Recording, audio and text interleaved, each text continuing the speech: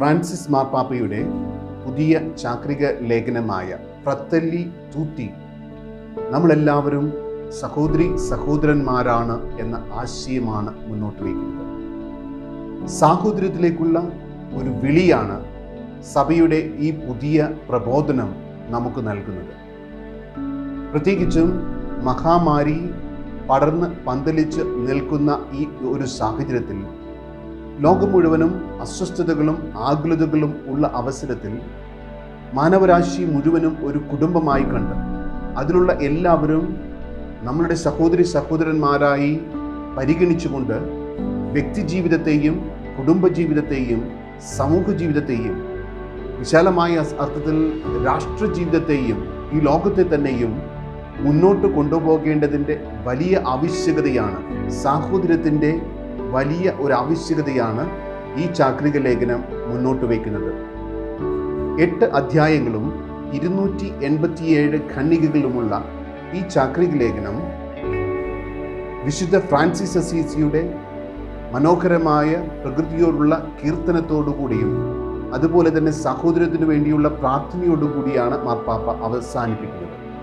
ഈ ചാക്രിക ലേഖനത്തിലെ ചില പ്രത്യേകതകൾ എന്തെന്ന് വെച്ച് കഴിഞ്ഞാൽ സാഹോദര്യത്തിലേക്കുള്ള ഒരു ആഹ്വാനം, അതുപോലെ തന്നെ നമ്മളെല്ലാവരും ഈ സാഹോദര്യത്തിൻ്റെ ചൈതന്യം പല തലങ്ങളിൽ പ്രാവർത്തികമാക്കേണ്ടതിൻ്റെ ആവശ്യകത, അത് കുടുംബത്തിലായാലും സമൂഹത്തിലായാലും അയൽവക്ക തലത്തിലായാലും ഇടവകയുടെ തലത്തിലായാലും സഭകൾ തമ്മിലായാലും ക്രൈസ്തവ സഭകൾ തമ്മിലായാലും ക്രൈസ്തവരും ഇതര മതങ്ങൾ തമ്മിലായാലും അതുപോലെ തന്നെ രാഷ്ട്രങ്ങൾ തമ്മിലായാലും ലോകവും ഒരു സാഹോദര്യത്തോടെ ഒരു വലിയ കുടുംബമായി പരിഗണിക്കണമെന്നുള്ള നവ്യമായ ഒരു ആശയമാണ് ഫ്രാൻസിസ് മാർപ്പാപ്പ കാലഘട്ടത്തിൻ്റെ എല്ലാ വെല്ലുവിളികളെയും പരിഗണിച്ചുകൊണ്ട് നമ്മുടെ മുന്നിൽ അവതരിപ്പിക്കുന്നത്. പ്രത്യേകിച്ച് ഐക്യരാഷ്ട്രസഭ പോലുള്ള രാഷ്ട്രങ്ങളുടെ കൂട്ടായ്മ അതൊരു കുടുംബങ്ങളുടെ കൂട്ടായ്മ, രാഷ്ട്ര കുടുംബങ്ങളുടെ കൂട്ടായ്മയായി പരിണമിക്കണമെന്ന് മാർപ്പാപ്പ ആഹ്വാനം ചെയ്യുന്നു. എല്ലാവരെയും ഉൾക്കൊള്ളണം, ആരെയും മാറ്റി നിർത്താൻ പാടില്ല. ഒരു ഇൻക്ലൂസീവ് അപ്രോച്ച്, എല്ലാവരെയും ഉൾക്കൊള്ളുന്ന ഒരു സമീപനം നമുക്കുണ്ടാകും.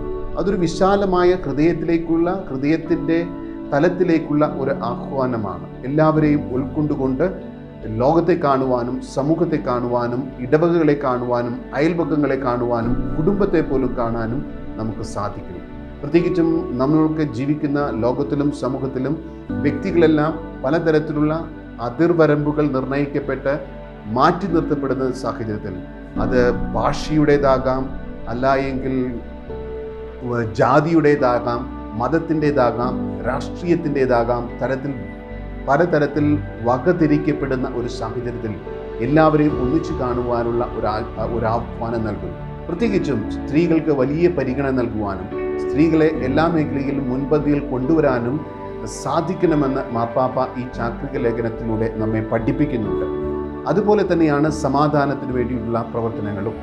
ലോകത്തിൽ നമ്മൾ പല തരത്തിൽ പണം ചിലവഴിക്കുന്നു.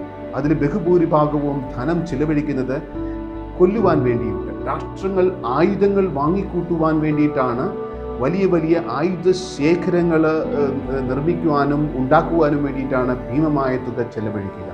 ഇത്തരത്തിലുള്ള നീക്കങ്ങൾ അവസാനിപ്പിച്ച് അത്തരത്തിലുള്ള പണം മനുഷ്യൻ്റെ വികസനത്തിനും വിശക്കുന്നവന് ഭക്ഷണമായി മാറ്റുവാനും സാധിക്കുന്ന ഒരു വെല്ലുവിളിയുടെ ഒരു സാഹോദര്യത്തിൻ്റെ സ്നേഹത്തിൻ്റെ ആഹ്വാനമാണ് മാർപ്പാപ്പ നൽകുക.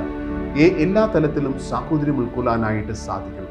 അത് പ്രപഞ്ചത്തിലും രാഷ്ട്രത്തിലും കുടുംബത്തിലും നാം ജീവിക്കുന്ന സമൂഹത്തിലും ഇടവകയിലും നമ്മളുടെ സഭയ്ക്കുള്ളിൽ തന്നെയും. നമുക്കറിയാം പലപ്പോഴും അസ്വസ്ഥതകൾ നിറഞ്ഞതാണ് നമ്മളുടെയൊക്കെ പല തരത്തിലുള്ള ആശയങ്ങൾ കൊണ്ടും പലതരത്തിലുള്ള ചിന്താഗതികൾ കൊണ്ടും ഇടവക തലത്തിലും രൂപതാതലത്തിലും പ്രാദേശിക സഭാതലങ്ങളിലും ദേശീയ സഭാതലങ്ങളിലും അസ്വസ്ഥതകൾ ഉണ്ടാകുന്ന ഒരു സാഹചര്യത്തിൽ മാർപ്പാപ്പ മുന്നോട്ട് വയ്ക്കുന്ന സാഹോദര്യത്തിൻ്റെ വലിയ ഒരു ചൈതന്യം വളരെ പ്രാധാന്യമർഹിക്കുന്ന ഒന്നാണ്. നമ്മളെല്ലാവരും സഹോദരി സഹോദരന്മാർ.